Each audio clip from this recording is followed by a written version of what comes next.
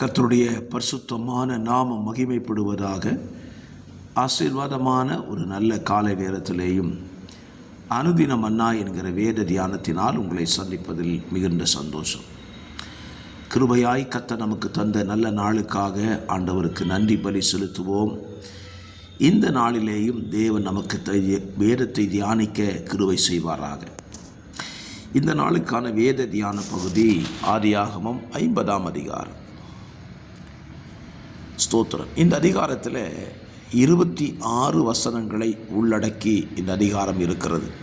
இந்த அதிகாரத்தின் சுருக்கம் யாக்கோபின் மரணமும் யாக்கோபு அடக்கம் பண்ணப்பட கொண்டு போகப்படுதலும், யாக்கோபின் மரணத்துக்கு பின்பு யாக்கோபினுடைய பிள்ளைகள் யோசேப்பரிடத்தில் தன்னுடைய ஜீவனுக்காக பரிந்து பேசுகிறதையும், யோசேப்பு அவர்களுக்கு பதில் கொடுப்பதையும், யோசேப்பின் மரணத்தை குறித்தும் யோசேப்புக்கு இருந்த நம்பிக்கையை குறித்தும் இந்த அதிகாரம் நமக்கு விரிவாய் சொல்லுகிறது. இந்த காலவெளியில் நம்முடைய தியானத்திற்காக நாம் ஒரு வார்த்தையை வாசிக்க விரும்புகிறேன்.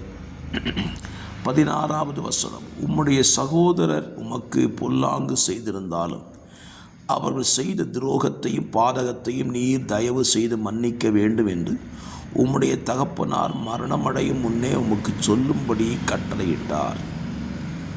கவனிங்கள், இந்த காலவெளியில் யாக்கோபின் மரணத்துக்கு பின்பாடாக யாக்கோபுடைய பிள்ளைகள் யோசேப்பை தவிர மற்றெல்லாருக்குள்ளேயும் ஒருவித பயம் தொற்றிக்கொண்டது. காரணம், செய்த தவறுக்கு நமக்கு தண்டனை அளிக்கப்பட்டு விடுமோ என்கிற ஒரு ஐயம்தான்.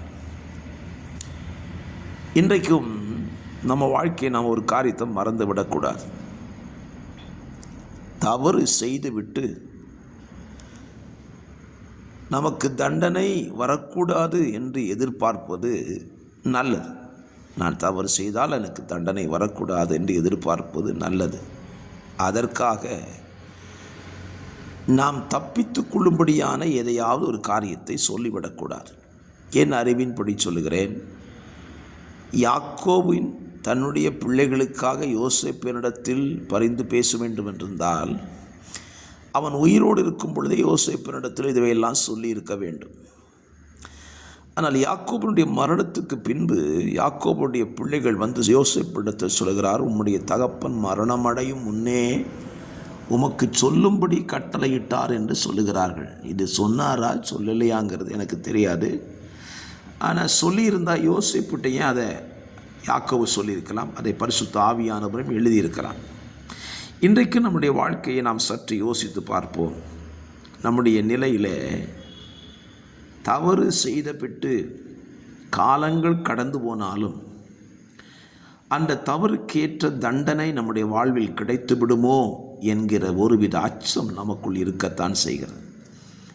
ஆண்டவர் நம்முடைய பாவங்களை, திரளான பாவங்களை மன்னித்தார், சமுத்திரத்தின் ஆழத்திலேயும் போட்டுவிட்டேன் என்று சொல்லியும் வைத்திருக்கிறார். இதை நாம் சில நேரத்தில் விசுவாசிக்கிறோம், சில நேரத்தில் நம்மளால் விசுவாசிக்க முடியலை. அதனால தான் நாம் செய்த தவறுகள் அநேக நேரத்தில் நம்மை குட்டக்கூடிய ஒரு சாத்தானுடைய தூதனாய் மாறிவிடுகிறது. இந்த காலவெளியில் ஒரு காரியத்தை சொல்ல விரும்புகிறேன். யோசேப்பு தன் சகோதரர்களை மன்னித்து ஏற்றுக்கொண்டு அவர்களுக்கு ஆகாரம் கொடுத்தது, உபசரித்தது என்பது அவர்கள் செய்த தீமையெல்லாம் அவன் மறந்து விட்டான். அதற்கேற்ற தண்டனை கொடுக்க வேண்டும் என்று அவன் நினைக்கவே இல்லை. அழகான ஒரு வசனம் சொல்கிறான். 20ஆம் வசனத்தில் பாருங்கள். நீங்கள் எனக்கு தீமை செய்த நினைத்தீர்கள், தேவனோ இப்பொழுது நடந்து வருகிறபடியே வெகு ஜனங்களை உயிரோடு காக்கும்படி அதை நன்மையாக முடிய பண்ணினார் என்று சொல்லுகிறான். என்னை கேட்கிற அருமையான கர்த்தருடைய பிள்ளைகளே, தீமையை சந்திக்கிற மனிதன் ஒரு காரியத்தை புரிந்து கொண்டு விட்டான். எனக்கு மற்றவர்கள் செய்த தீமை தேவனால் அது நன்மையாக முடிவடைந்துவிடும். அதை அவன் உறுதி பண்ணிட்டான். ஆனால் தீமை செஞ்சவங்களால் என்ன செய்ய முடியல, இதை சகித்து கொள்ள முடியவில்லை. ஆகவே இந்த காலவெளியில் ஒரு காரியத்தை சொல்லுவேன். நீங்கள் தீமை செய்யாதிருங்கள். நன்மை செய்யவில்லை என்றாலும் பரவாயில்லை, தீமை செய்யாதிருங்கள்.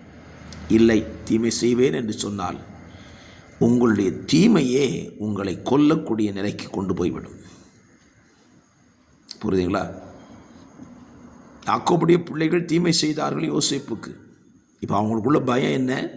அப்பா இறந்துட்டாரு, பழி வாங்குறதுக்கு யோசேப்பு துடித்து விடுவானோ என்கிற அச்சம். ஆகவே இந்த காலவெளியிலையும் உங்கள் வாழ்க்கையை யோசித்து பாருங்கள்.